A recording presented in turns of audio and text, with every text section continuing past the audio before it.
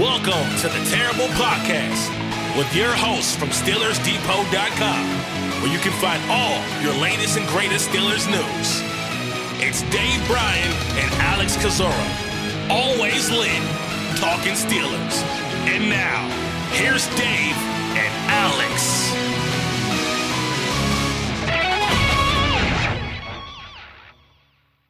Welcome to the Terrible Podcast, Season 15, Episode 4. He's Dave Bryan. I'm Alex Kozora, SteelersDepot.com. Thanks for being back with us here this Wednesday, Steelers Nation.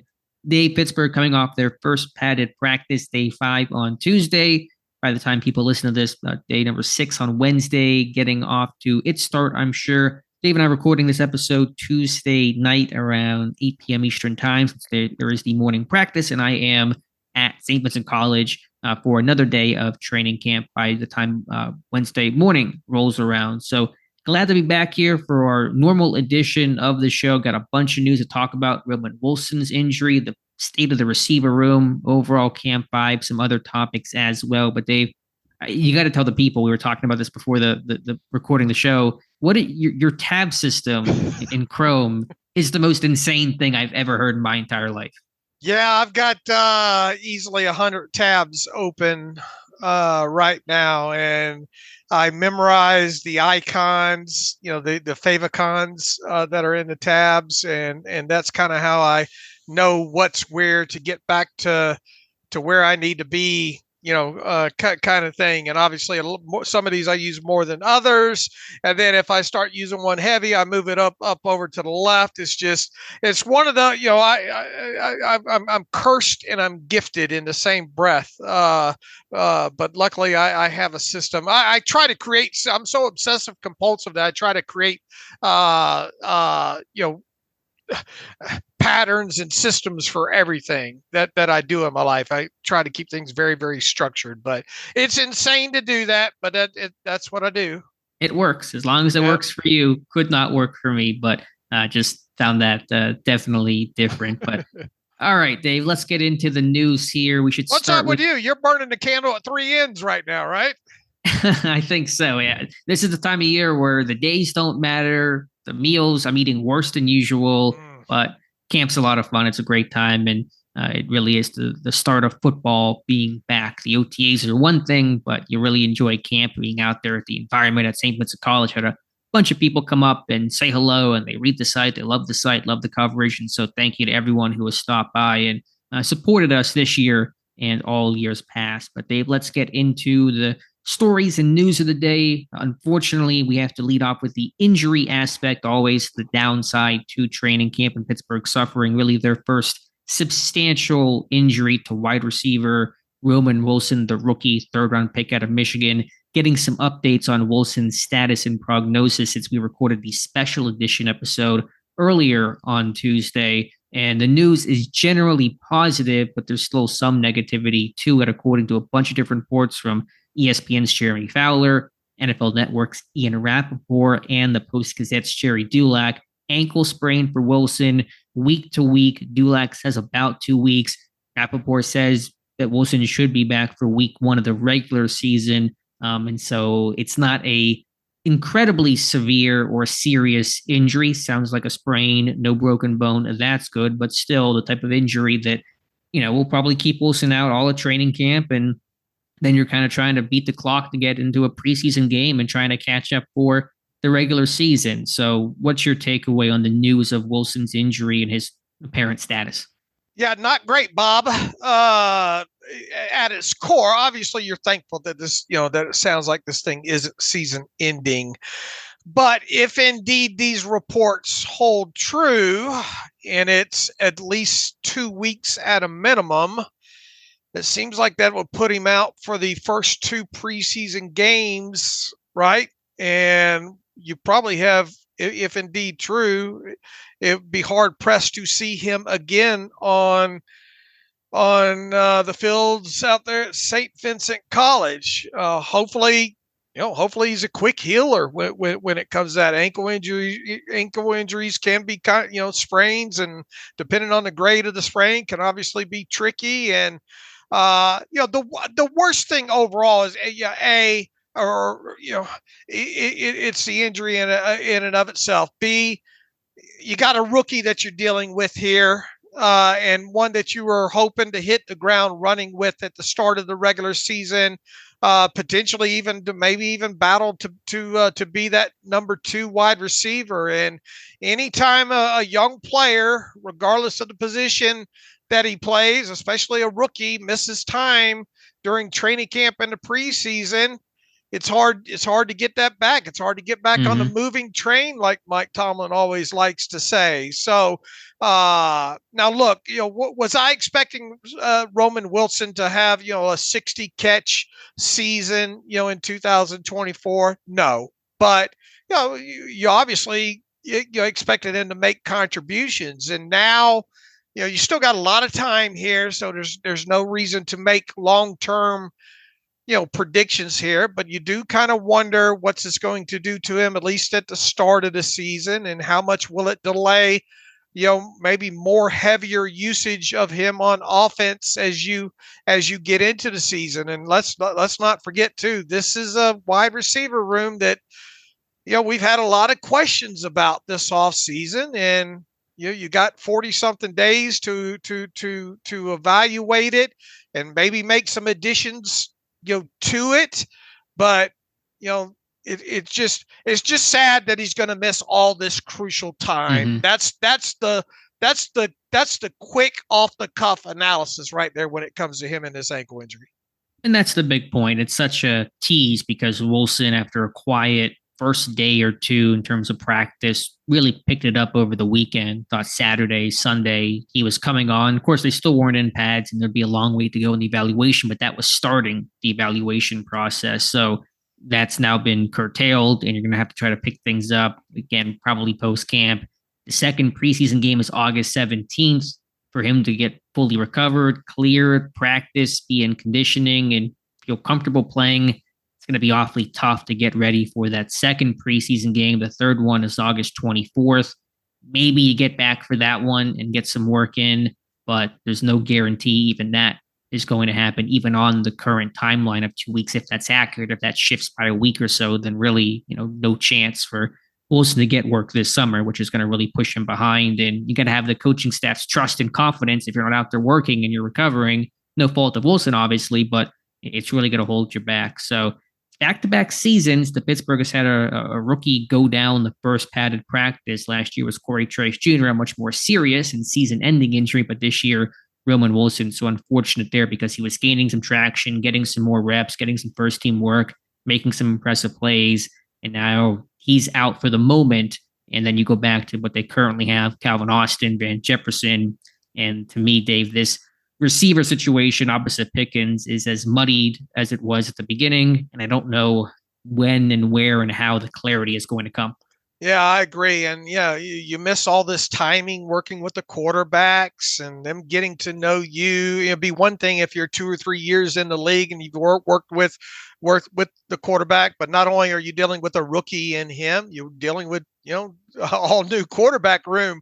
So those guys work together some in the off season. At least we know Russell Wilson, both of them I think did to some degree, but nothing replaces what you get there in those reps in training camp and during the preseason there. So keep your fingers crossed. Maybe he can get on the field by the second preseason game, or at the latest the third preseason game. That would really be helpful, I think, if that was to occur. And the wide receiver room.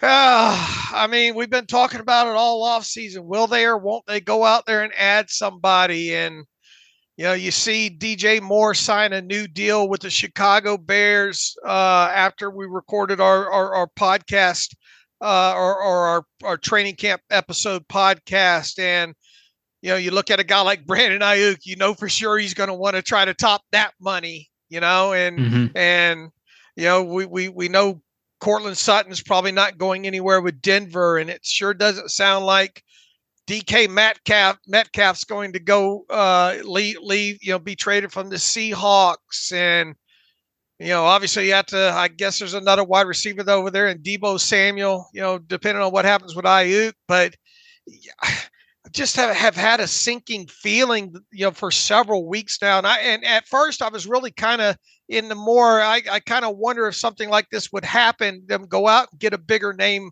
wide receiver. But as the weeks have clicked on here, I just kind of wonder if it's going to be, someone like an Alec Pierce or what was some of the other names that you threw out? Treylon Burks, which wouldn't excite me that much, but it's a lower tier, cheaper name with some pedigree that kind of fits what Pittsburgh looks for. Look, I've never welcomed being more wrong about a gut feeling in my life, but it's George Pickens and what? A lot of unknown, a lot of mud at the wall, to use your common phrase. I was going to ask you, but I think based off that answer and that sigh you gave at the start, what level of confidence you have in the receiver room besides and beyond Pickens. But I think you're kind of already addressing that there with those comments. And look, I mean, we already know that this team's going to be, their focus is going to be run the ball and use a lot of 2 and 3 tight end sets and all like that. And that will help them to some degree, I think, in the passing game, especially if Pat Freiermuth's your second leading target, pass catcher. And obviously you're going to use the running backs out of the backfield. That's going to play a part. But at some point, you're going to need these other guys not named George Pickens at wide receiver to come up and make some big plays in games. Not a lot of them, but at least a few times during the game, you're going to need that. And you do just kind of wonder if what they have right now, is going to be enough to do that. Can you just smash mouth it? And I mean, if you don't turn the football over and you finish drives in kind of that traditional manner of running the football and using Pickens and using the backside of the backfield and using Freiermuth, yeah, you can to some degree master that, but you're going to have to master it right out of the chute. But once again, at some point, your second and third wide receivers are going to need to make some plays for you in games, and you just wonder right now if they've got that group to do that. And I go back to what if, God forbid, George Pickens goes down, not for the season, but even a month. I made the comparison to Deontay Johnson in the third quarter of week 1 last year, pulls a hamstring. He's out a month. What if you lose Pickens for a month? Can you survive that? Can you have a semblance of a passing game without your top receiver, your true vertical threat? It's really tough to do. So let me ask you this. Assume for a moment the receiver situation, the outlook remains about the same as it does now, where nobody really separates themselves. No one really takes a strong hold internally of the number 2 job. Jefferson, Austin, Miller, Wilson sideline. Would you say the Steelers have to make a move for a receiver? Or do you think, as you address the model of they could still make it work and still have a competent offense with just Pickens and whatever else, number 2, and focusing on the run game and the tight ends? Look, they if you execute at a high level, especially on the ground game, especially in certain other key situations, and you're not getting sacked and you're not turning the football over, I mean, you can still win the game. Look, this isn't the worst, probably the worst wide receiver room that we've seen in the NFL in the last 5 years. Is it the worst in the NFL right now? We'd have to probably take a lot of time to go through that, but it's got to be close to the bottom. I mean, obviously Pickens, upside is there, right, but beyond that, I mean, I'll tell you what, Van Jefferson becomes I shouldn't say becomes, because he's been on the roster for a little bit now. I mean, he's a huge wild card in this, right? I mean, he is, but what is the best case scenario for Van Jefferson in Pittsburgh this year? He was a 40 or 50 catches like he had with the Rams a couple of years ago. That feels like his ceiling. It does. And is that going to be as good as what Deontay Johnson could be at his best? No, I don't think so. Would there be a little less frustration with Jefferson's game? Maybe, but I think less productivity overall. And Van Jefferson, from what you've seen so far, is Van Jefferson an upgrade over Allen Robinson last year? Yes, I would say yes. He's younger. His legs are fresher. There's a bit more juice. Robinson was such an underneath threat only. I think Jefferson can provide a bit more than that, but it's not a big step forward. And you just by time and understanding and all, Calvin Austin should be better than Calvin Austin last year, right? He should, but what does that mean? I mean, he had 5 catches after his deep ball home run touchdown against the Raiders. You know, what is Calvin Austin is still a question we're still trying to figure out.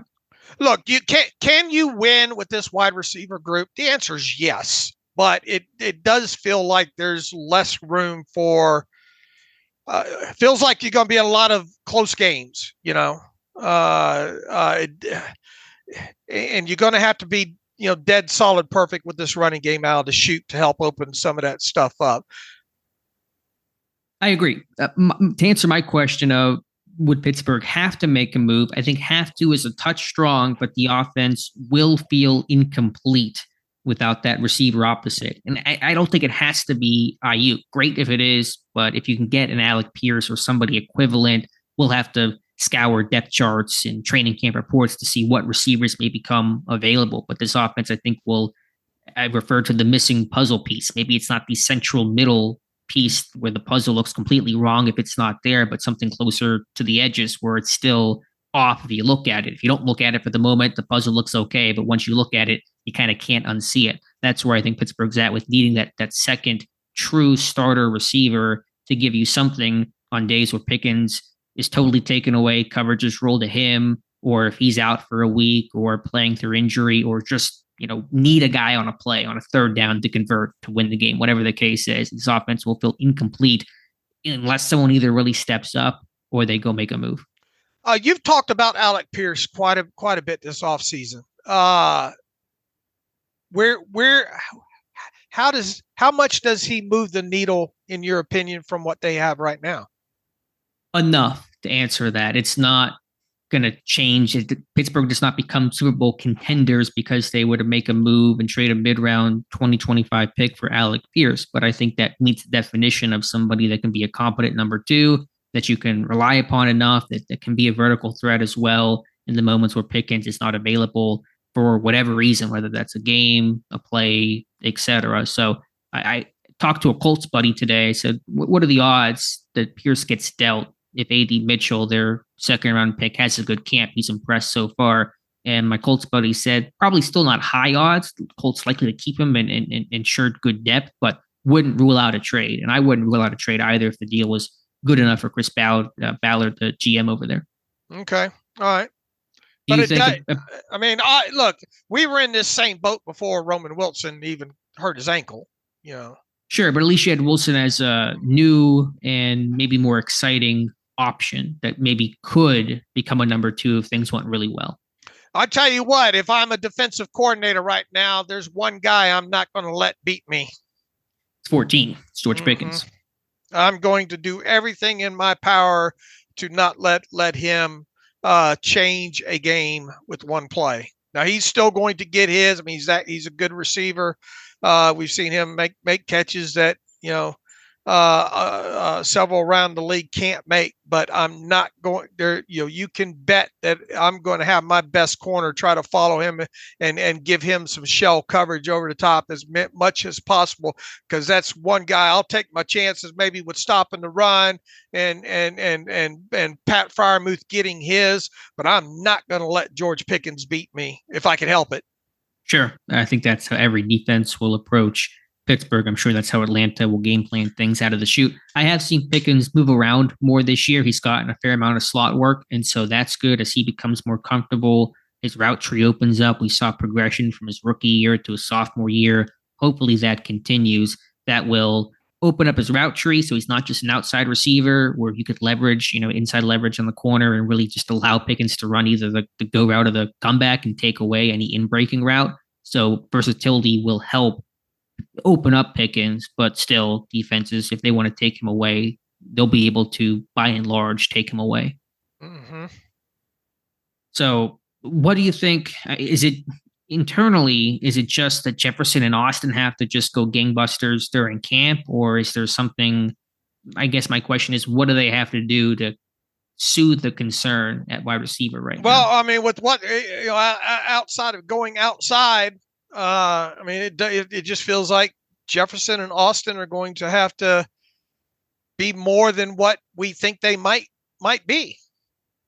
Is there any way Pittsburgh could try to committee approach this with Jefferson and Austin? They are different body types and different styles. Is there a way to try to make that work?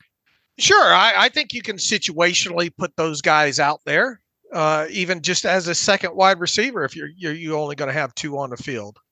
Okay. Yeah, maybe that's possible, but it just feels. Look, Austin's quick. They got to utilize getting him.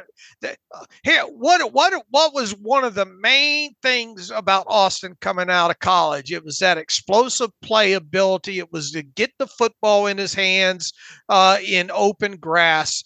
Because man, I forget what the stat was. Like 1 out of every 4 catches that he had. Mm-hmm.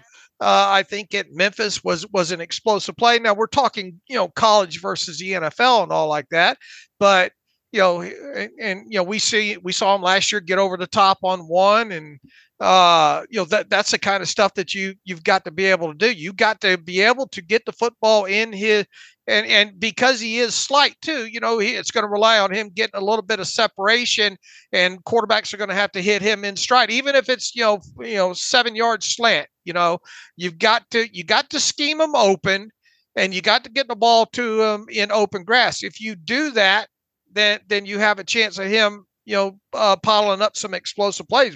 But that was one of the key things for him coming out of college. That with him being undersized, what the draw was get the football in his hands in open space, and he'll explosive play you.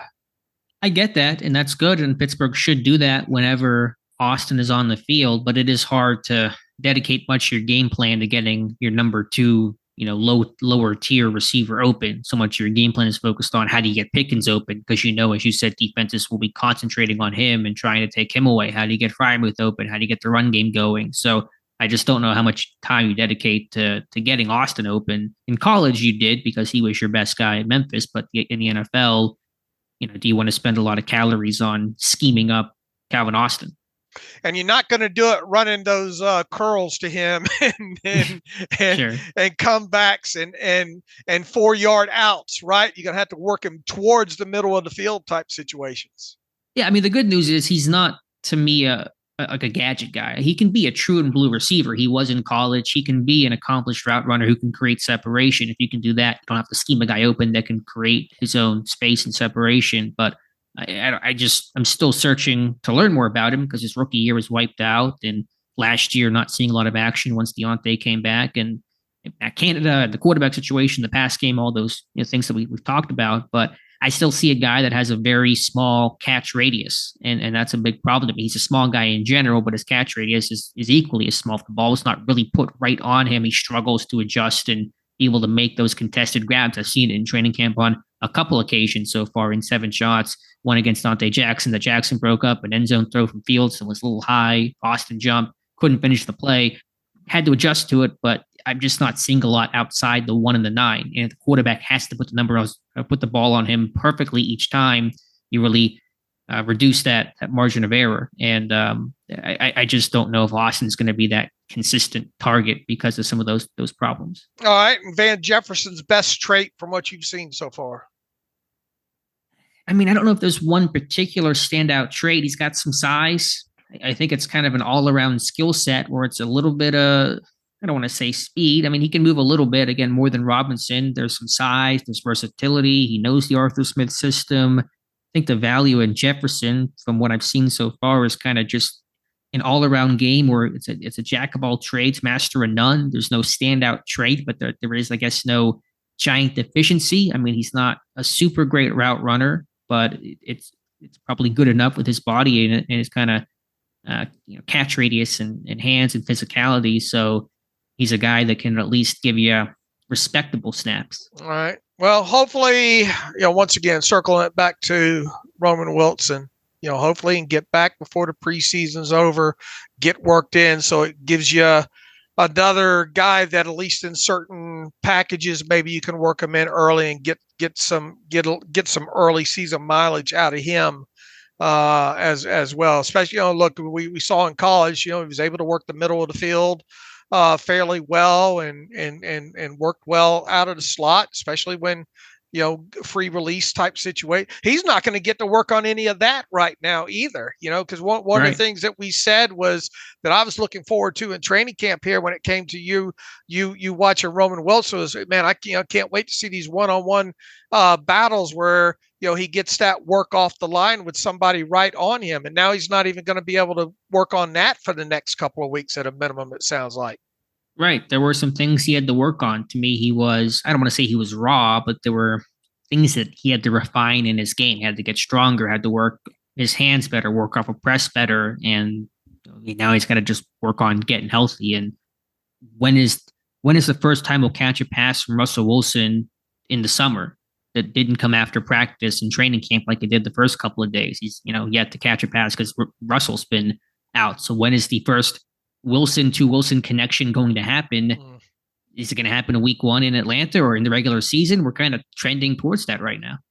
Well, I'm sure the opening of this will get classified as Dave and Alex doom and gloom and all, but I mean, it's, we've talked about this wide receiver room a lot, most of the offseason there, Yeah, I don't want to say that Roman Wilson has an ankle sprain, cancel the season. That's not the situation, but a questionable receiver room has more questions to it, and a potential answer in Wilson is now sidelined for a time, which complicates things all the more. That's the point. Right. Agreed. All right.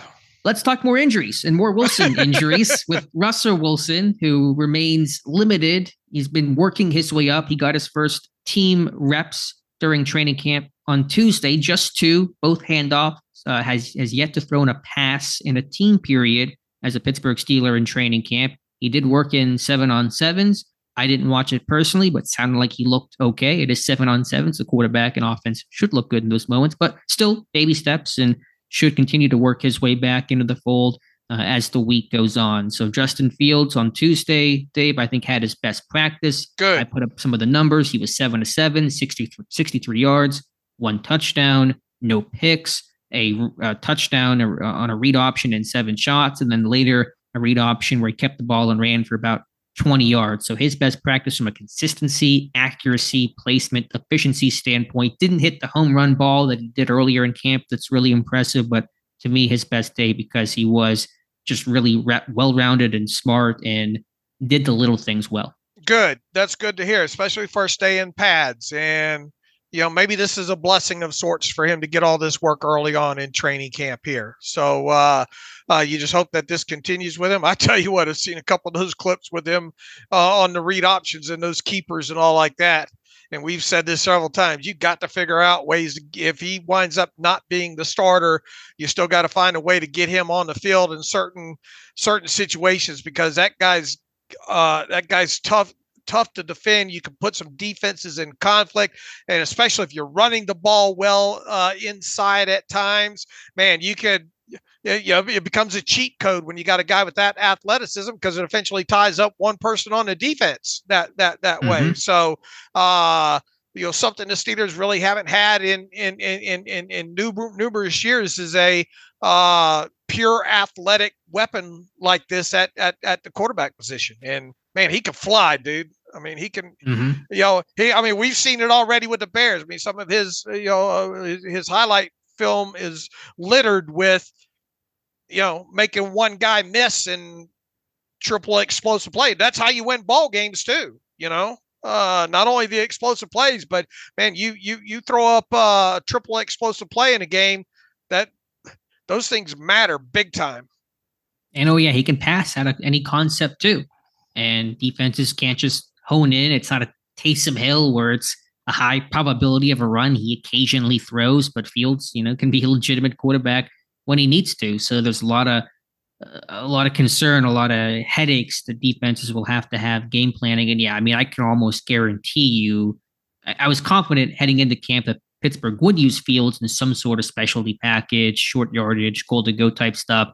Based off what I've seen in camp, you could almost rubber stamp that, because they're working on read option. They're working on a couple of designed quarterback runs, Fields having a touchdown Sunday on a designed quarterback sweep to the left. And so Wilson, Russell Wilson can do some of those things, but not continually. And they're more designed for Fields than they are going to be Wilson. So Pittsburgh will use them. If they don't, shame on them. But I'm pretty confident, Fields will be on the field in some capacity and helping this team win. Because if you can get explosive plays and finish off drives with touchdowns instead of field goals, then your offense is in a much better place.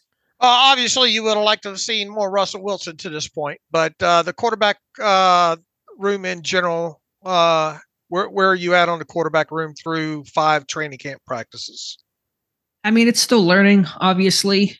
Wilson's right now an incomplete, and Fields, until Tuesday, I think had been really up and down. It really had been a mirror image of his time in Chicago. Some highs and some lows, and trying to find consistency and variance has been the issue. So I'm not in a radically different place, but I was encouraged by Fields' work on Tuesday, and Russell Wilson still taking some steps forward. But we're going to have to watch and learn more and get those guys in the stadiums, because the one benefit is the quarterbacks know they can't be hit in training camp. And so when you see Fields take off, the burst is there, the speed is real, but also the defenders can't touch him. So it does make life easier on the quarterback when he wants to pull the ball and run with it.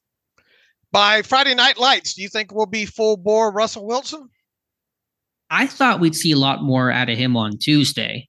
Now, Tomlin says this was according to plan, and they're going to continue to ramp things up. So if they continue to ramp things up, then by Friday, yeah, that would make sense. But I guess I'll hold off some reservations or some predictions on exactly what he'll do, because they clearly have a plan, and it is fairly incremental in terms of taking just one step forward each day. I don't know where things will be at by Friday, but hopefully he can get in the team period and throw some passes for Wednesday and Thursday. That's my hope right now. And I think it'll happen, but we'll wait and see. All right. Pittsburgh had their first two, really multiple, but first two major transactions of training camp, releasing a pair of veteran players in cornerback Josiah Scott and wide receiver Marquez Callaway. They signed a pair of players in cornerback Kyler McMichael and tight end Matt Sokol. Sokol will provide depth, while tight end Rodney Williams remains out with an AC joint sprain that he suffered during Saturday's practice in a 7-on-7 session, diving out for a pass against Cam Sutton and falling hard to the ground. So Scott and Callaway would not have been my first two guesses of guys that would have been released in training camp. Not that they're huge losses, but they are notable and moves all the same. Go back to that old Jim Mora clip. You think you know, but you don't know, right? Who on their bingo card would have had either one of those two guys, Callaway or Josiah Scott, being the first one off the roster in a transaction, in a healthy manner, so to speak. And that's the case that we have right now. Look, I had Josiah Scott on my initial 53-man roster. I would imagine, and a lot of that was based off coming out of the late off season and him supposedly working the first team slot. But once that move happened on, what night is it already? Monday night. I know you tweeted out there. My first thought too was not so much the root of the transaction, but what was going to come after it, whether or not it would be a tight end or not with Rodney Williams sideline. But then you speculated. You wondered if Josiah Scott just said, "Look, this ain't trending in the right direction for me." With Beanie Bishop, and maybe he went to him. And the fact that they added another cornerback. Had they not added another cornerback or defensive back to replace him, maybe that would be too far speculation. But it does make you wonder who wanted to get rid of who. Sure, that's the old "what is your Rocky phrase? Cut me, Mick." I think that was kind of the situation there. So I think it stands. I did not look today at the transaction sheet to make sure there's no injury. Good question. Yeah, I didn't see anything. I think we would have seen it tweeted out or mentioned, but double check, because I had not looked at the log. The team didn't mention it because the release is official on Pittsburgh's end. They didn't say he was waived injured.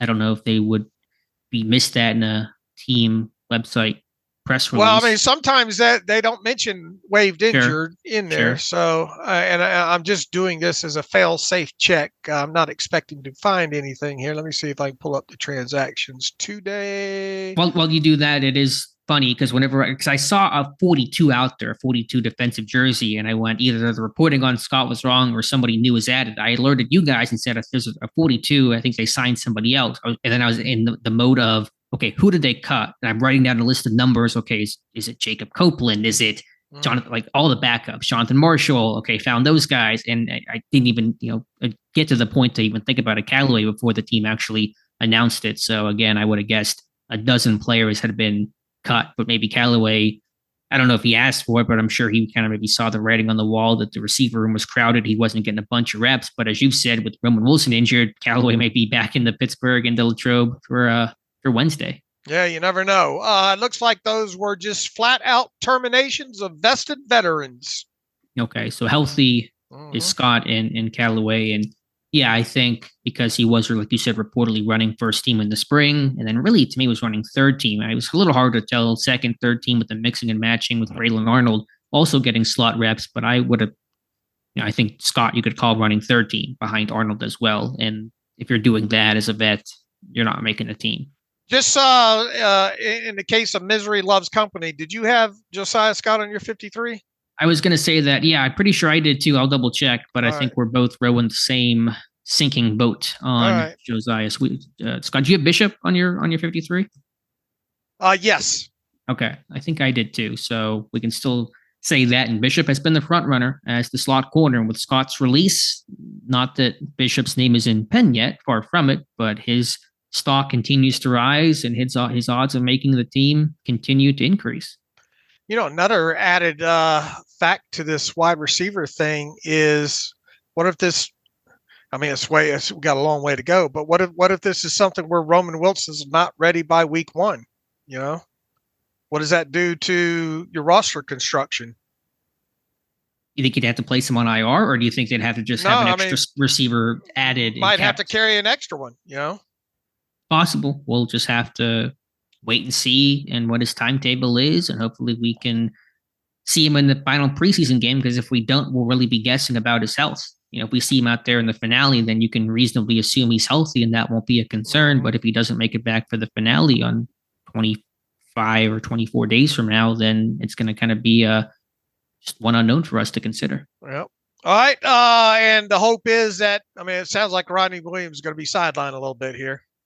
Yeah, at least I don't know for sure, but several more days it would sound like. And I don't know this obviously, but for the guys that are on active PUP and NFI, I don't really feel like any of them are super close to a return. I did see Dean Lowry today for the first time. I'm sure he'd been down there before, but first time I got eyes on him watching the team go through the stretch line.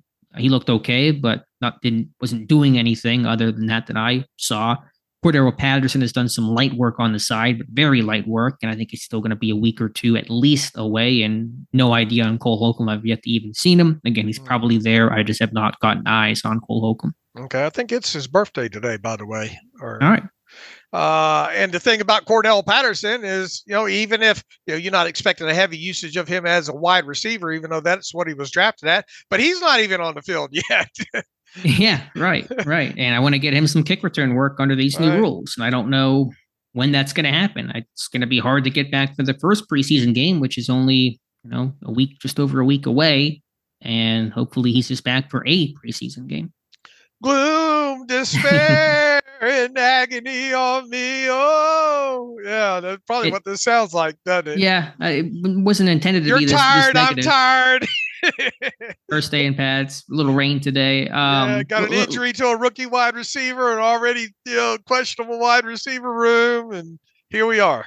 Let's talk good things. Like I said, Fields had a good practice. The running backs did well in backs on backers today. Darnell Washington is perking up, so that's good. Peyton Wilson, I thought he struggled in backs on backers today, but he's been impressive overall. Patrick Queen has been really good. Dante Jackson has had a nice start to training camp. So there are certainly still bright spots to talk about. And we've talked about them throughout our special edition episodes of the podcast.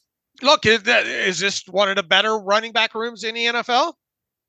Yeah, I think so. It's a great duo of Warren and Harris. And behind that, it's, an open question, but you have two really strong guys behind an offensive line that is young and athletic, and I think will continue to improve. And that's exciting.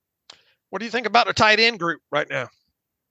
It's good. I mean, it's a good group. I mean, Washington will have to see, how much he really can work in the offense as a receiver. It's not going to be a ton because there won't be a lot of, just targets available when you're running the ball at your rate and Pickens is getting his and Freiermuth and, yada, yada. But hopefully he can improve as a blocker. He's really been working at that throughout training camp, during practice, after practice, before practice, and has, shown up more as a receiver the last two practices with some plays and 7 shots or 7-on-7, excuse me, during Sunday's practice, and then had his first catch in team on Tuesday, jetting away from Patrick Queen on an over route off of, I think, play action that Fields threw a good ball to him too. So, hopefully he can be a good blocker. Then you got Connor Hayward and, Pruitt and, of course, Freiermuth, who has been really solid to start training camp. So good group overall. All right, here's the thing. Despite all the negative tone in the first part of this podcast, and look, we all have excitement with training camp getting underway and all like that. And heck, we haven't even got to the first preseason game. I think it's important to remember that historically, and we've covered this several times already throughout the summer here.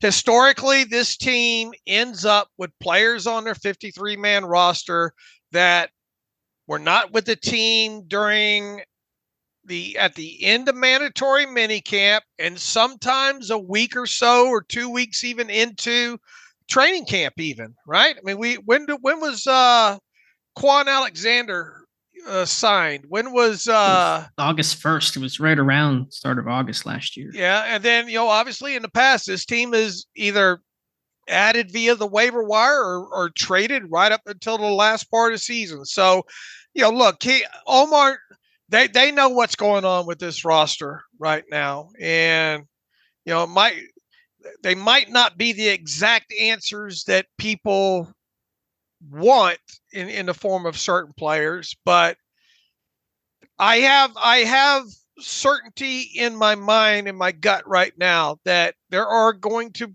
potentially be at least one, if not two, additions made to this team that will be on this 53-man roster that are not currently on this roster as of July 30th, 2024 at 8:45 p.m. How many of those additions will be starters?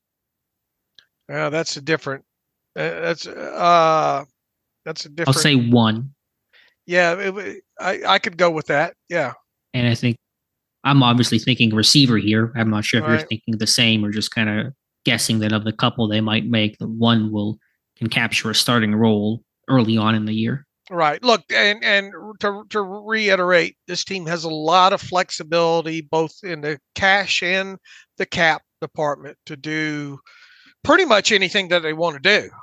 If you want to be realistic about it, Yeah, if you structure Minka's contract, you open up even more. Yeah, you open up even more, but I mean, even from from where they sit right now, I mean, you could go out and acquire a big name and then give them a new contract, whatever, So they've got flexibility there. So it obviously it's not happening in the time frame a lot of people want it to happen, but I mean, history tells us that this team's not done. You can also, I guess, call this good news, but no hold-ins, and Pat Freiermuth and Cam Hayward and Najee Harris have been full goes, not even half working or on the side or individual. It has been business as usual. And Harris was even in the live tackling sessions today, which he really wasn't in last year much, if at all.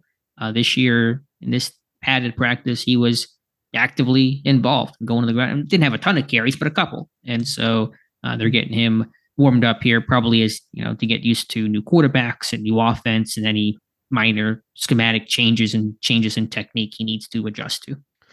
All right, where to from here? And I'm not worried about Peyton Wilson having a so-so showing in the first backs on backers. I mean, that guy showed at North Carolina State he can rush. Yeah, I'm not worried either. It wasn't a great showing, but listen, he's a rookie. There's going to be some ups and downs. I don't care if you're the best rookie in history. You're going to have your moments where you're adjusting and feeling things out, and you face some. I mean, Jalen Warren has got to be in the Hall of Fame of the backs on backers drill. I mean, this guy just from his rookie season, that's the first time that I and I'm sure many others really noticed him, because it was the first padded practice, was that first backs on backers drill, and he just crushed it. It was just dominant and fearless and technically sound and just a dog. And that's never waned. His attitude has never waned. His intensity, his energy, his effort. In team period, he'll carry a ball and run it to the end zone the whole way through every single time. It's the same mentality, even though his role is clearly established and, he's a roster block and big asset to this offense. So, it's no shame in Warren beating you up a couple times. I want to take your temperature on Beanie Bishop Jr. through 5 practices, and then in 5 more practices, remind me to ask to take the same temperature on him. What are your impressions of Beanie Bishop Jr. so far? They like him and they want to keep seeing more. They wouldn't have him consistently run first team slot corner with little rotation if they didn't like what they see and wanted to continue to put him in situations to see what else he could do. There was some rotation early in camp, some Deshaun Elliott and Braylon Arnold's made some plays with the twos last 2 practices, so credit to him for that. But they like Bishop's, I think, intensity, feistiness, his physicality, work and run session, being combative in coverage. There's been some good one-on-one battles with Calvin Austin. So I think they just want to get a long look at this guy because they like what they see, but they need to see more. All right. Where to from here, Dave? Not really. Any players say anything? There's so many players that speak after practice. Corey Trice speaking, and he's been pretty quiet to start, running third team. Reps have been pretty sparse overall. Darius Rush getting a lot more work. Anthony Averett getting some more work. But Trice said, we're just kind of taking it slow, not looking to break any records here in July and August. I need to get to a preseason game. So I'm not sure if that's a signal about his reps or just him not being worried about not making an immediate impact. His thing is, okay, I'm healthy. I'm past the first padded practice. Didn't get that far last year. So big milestone for him personally. But where are you at on Corey Trice Jr.? I mean, he's not even 1 full year away from that injury right now. He's coming up on the anniversary of it, right? It was the first padded practice of last year. So from that standpoint, it's a year. But I don't know on the calendar. Maybe their first padded practice was later. When was it? That's a good. It should be right around. Yeah, probably right around. It seemed like it was early August. So okay. Anyway, he's about a year in, and the ACL timeline has accelerated in recent years, where it used to be a year plus, and now if usually 8 to 12 months, you're kind of back at it. Sometimes as early as 6, but that's pretty rare. So I don't know. I mean, I get that, and yes, you understand and want to give some grace to. Okay, he's kind of working his way back in. But he's no roster lock, and the more time you're kind of warming up to everything, more guys are, running on all cylinders, you're going to lose some ground.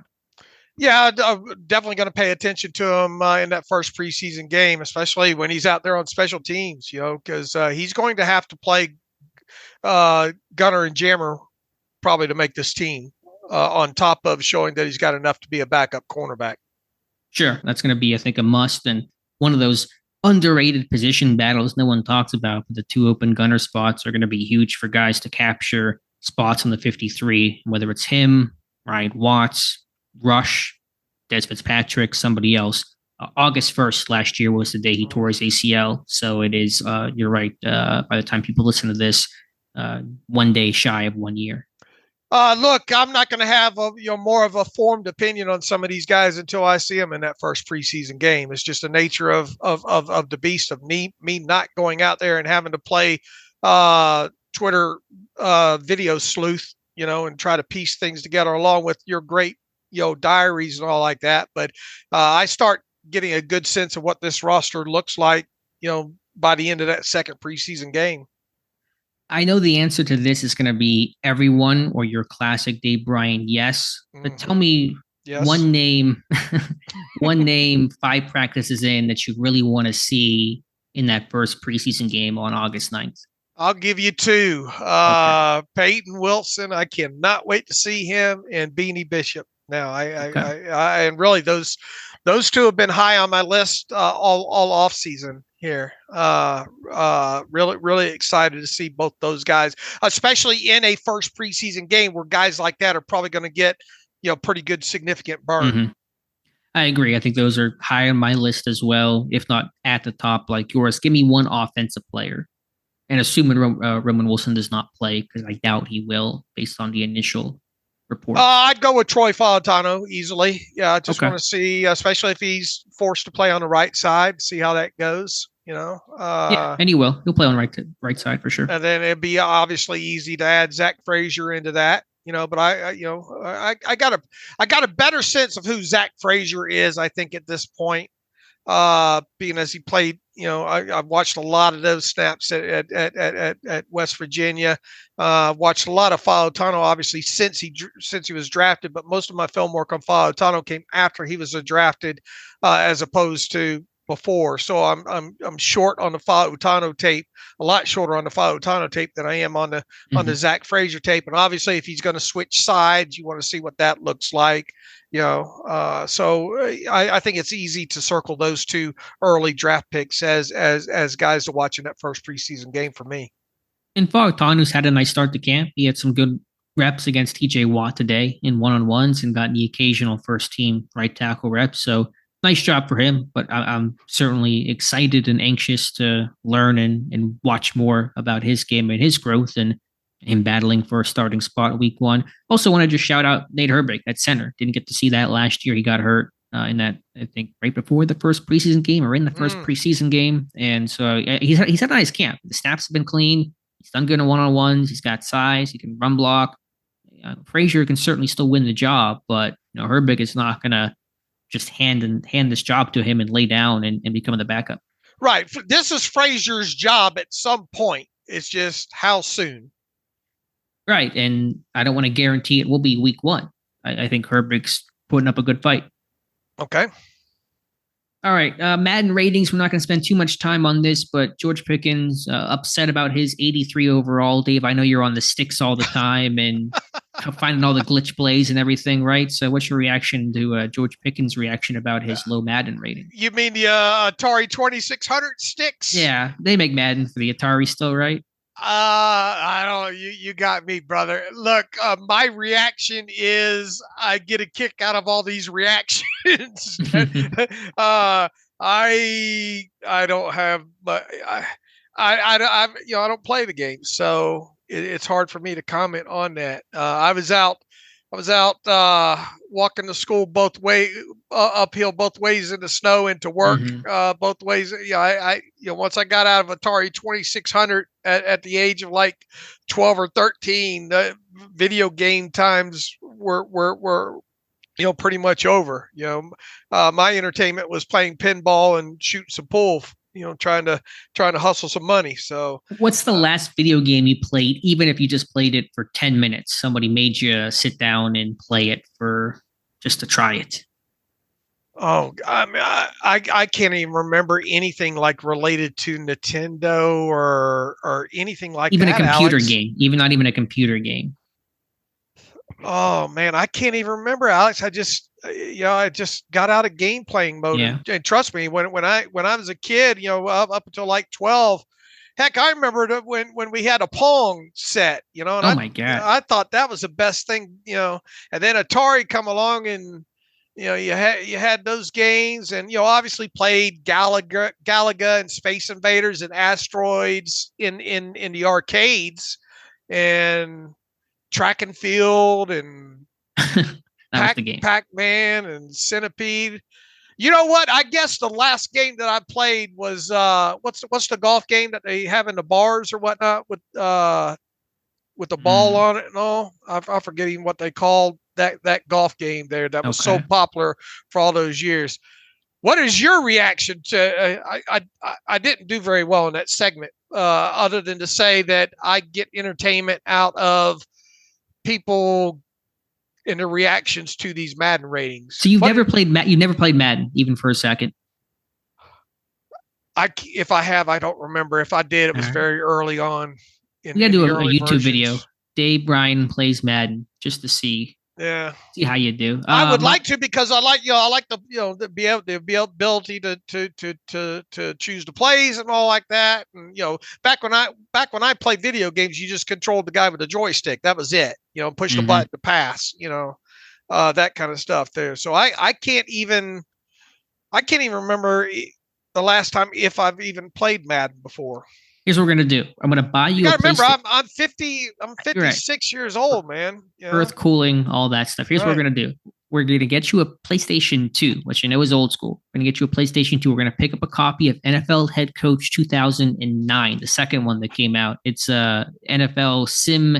You're the head coach. You're the GM. You don't actually throw the ball or run the ball or play defense. Choose the plays. You can choose the plays, and you run salary cap and scouting. You scout the combine, the Senior Bowl, all those types of things. I think that is the perfect game for you. So we're gonna do that.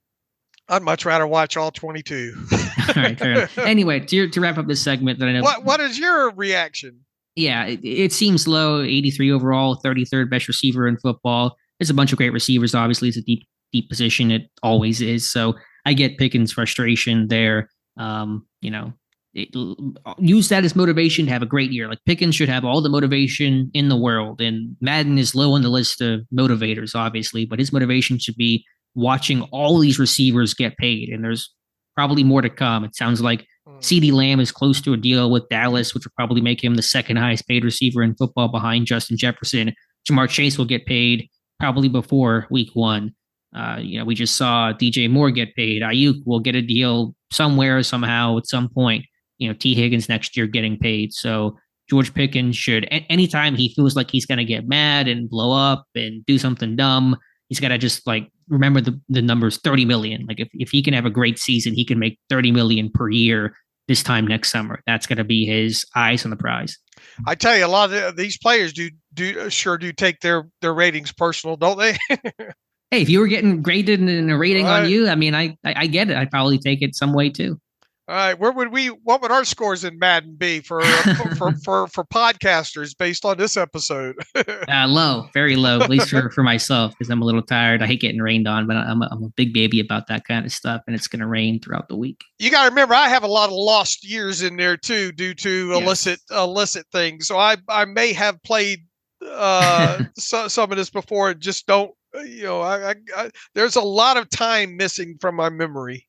It's a lot of pleading the fifth over there on Dave's side. All right. Anything else? We're off the rails here. Any other quotes from players? Again, there's so many quotes and comments. Field spoke today, and he's talked about his growing comfort and getting the work in. Pickens has talked about wanting to be a good teammate, and hopefully that stays true. I mean, I think Pickens says a lot of the right things. And again, I know the first couple of days the headlines were about him getting into it with Azani, and I know he's not going to be a choir boy. Something's going to come up during the season where he's mad on the sideline or after a loss on Instagram. Something's going to come up, but I just don't want to, blow out of proportion every single thing that Pickens does just because it is George Pickens. So I think he said a bunch of the right things. I don't know the guy, but he seems like a decent guy. He was presenting he's passionate.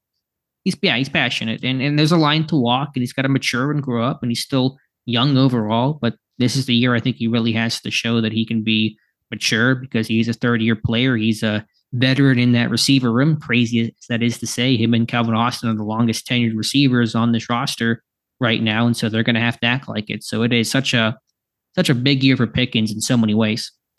Just keep making them one-handed catches like he made in practice today, Yeah, I figured that would get posted. Someone would take video of that, and I saw it out there. And yeah, again, he makes the ridiculous look routine, and that's the best thing I can say about George Pickens.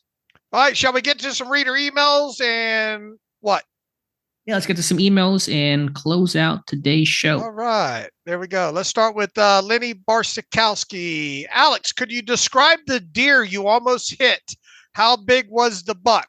Do you think it was an 8-point or 10-point? And what county were you in?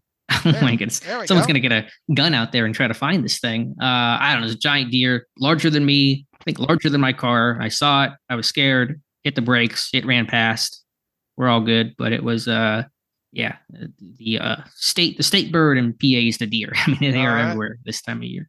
Danny Primanti writes in, I know Alex doesn't make it out to the movies much, but hopefully he still gets the reference. How possible is it for Tomlin Kahn and Arthur Smith to moneyball Deontay Johnson's performance, reception, yards, TDs, etc., through a combination of Van Jefferson, Calvin Austin, Roman Wilson, Scotty Miller, etc.? Unfortunately for him, he sent this in before Roman, obviously, Sure. but we get his point here, and And it's Wilson could be back for week 1, right. so it's still valid. It's a well-timed question from Danny. Nonetheless, does the concept translate from baseball to football, or is it football driven less by team stats and more by star players compared to baseball? He said, I started listening to the show mid-season last year when I was looking for more information. During the quarterback Matt Canada chaos, since I started listening, I'm invested in the team more invested in this team than I've ever been. Keep up the good work. No such thing as too many podcasts, training camp or otherwise. And then he got a kick out of me saying, "Oh man, that was one big ass croissant." On the other day. We're a little bit loopy today, aren't we? Good time for the question. Answer it. Moneyball. Great question. Thoughts. Have you seen Moneyball? I have seen. Yes. I've seen a fair amount of. I cannot. It's one of those. It's another one of those movies. For some reason, when you roll through it, you can't change the damn channel on it. Yeah, I have seen a decent, relatively speaking, for me at least, number of sports movies, and Moneyball is one of them. Great movie. So Deontay is Giambi in this world. How do you replace Giambi, and what is the equivalent of gets on base in football? And I think that it is tougher to translate the on base percentage and market inefficiencies. The A's did back then under Billy Beane in their Moneyball model. So I'd have to. It's a great question. I'd have to think about it again. You can try to piece it together. I think the best way to deal with it is just not need it as much. And because Pittsburgh, as you said earlier, Dave, is a run heavy team, tight end heavy team, you can work around the lack of a number one, as Arthur Smith's offenses often have throughout his offensive coordinator and head coaching tenure. Had Pittsburgh been their old model of 11 personnel heavy, it'd be impossible to work around it. So that's the best way to do it, is kind of change your approach. But in terms of replacing Deontay in particular with a bunch of guys, I think you could try, but I think it's tougher to do in football than it would be in baseball. I would agree with you there. Well-timed question nonetheless. Danny, don't be a stranger. Thanks for the kind words. Well, one more here. And it's also just to add on that really quickly. It's also like if Moneyball, but the A's had a budget of $300 million and they were still just searching for couch cushion, crumbs. It's like, if Moneyball had the budget, Pittsburgh has the budget to add if they really wanted to. And obviously trading for, it's a dance and it takes two to tango, and you can't just magically put a great receiver on your roster. But Pittsburgh, I think, has the means to add, whereas the A's back then, because of ownership, did not give them the means, and it's not a one-to-one comparison. Good point. All right, Lance, and this will be the final one from North Carolina. Hey guys, been really enjoying the camp coverage as usual. Really great insight. Keep up the great work. Haven't heard too much about the safety group. Thoughts on them? Specifically, I'm excited about what I consider an under-the-radar ad in Deshaun Elliott. How has he looked in camp so far, and overall thoughts on his impact in 2024? Take it away, Camp Boy. That's what they called me in college, Camp Boy. Okay. Yeah, I haven't talked about it much because there are a lot of known and returning pieces. Minka, and Casey, and Killebrew. Elliott is the new one, and he's been good. I mean, he's had some fun battles with Frymouth, and he's been active in some of the tackling sessions today and got slot work earlier in camp. And, I think he talked about working really hard at becoming more comfortable playing out of the slot. Did a little bit last year in Miami. So, hey, he's come along fine. I mean, the safety group is solid, and Elliott can be that defined, strong safety that'll allow Minka to play more free safety, not have to be in the box as often as he was last year. So Elliott's not going to be a star. I think he'll be an average safety, but Pittsburgh needs an average safety. Just needs somebody durable, dependable, can play the run. I think Elliott checks all those boxes. Let me ask you, okay, good answer. Survey says, ding. Okay. I mean, the Family Feud. Yeah. A lot of games and shows referenced today. Yeah. Let me end this podcast this way. You asked me about, football, video games and all like that. You've obviously played them most of your life, right? Yeah. Madden, not as much recently because the games are terrible, but I grew up loving Madden and playing the new college football game now. All right. But what about where I'm going with this is how do you think that helped shape your knowledge of the game, especially from a X's and O's standpoint? I think it played a foundational role as a kid to learn the basics, not like to learn about, palms and pattern matching and those types of things. I think maybe some people growing up today might learn more about that. Back in the old Madden games, you didn't have that kind of stuff, but it gave you a foundational level of kind of how football worked beyond just watching the game, once a week on Sunday. So I think I did a lot more to learn beyond that. It was a lot of books and coaching clinic videos to kind of try to learn a layer or two deeper. But yeah, I think Madden, like for many kids, was instrumental in learning about who the players were, especially the non-stars, who were the linemen, who were the tight ends, who were the linebackers. You learn more about those people because you played the games with them, and you kind of had a foundational level of the basic X's and O's of football. See, when I was growing up in the games and ESPN, what was the ESPN highlight show afterwards? NFL Countdown. Primetime? Yeah, Primetime. Yeah. I had that obviously growing on up through teens and 20s or whatnot and all like that. But in the old day, you learn players because of their football cards. And learn their stats by looking at the back of the football cards and all like that. And back the analysis back then. I mean, you never heard specific cover. You heard zone or man and stuff like that, but you never heard about the concepts that you hear now. Even just during the regular broadcast.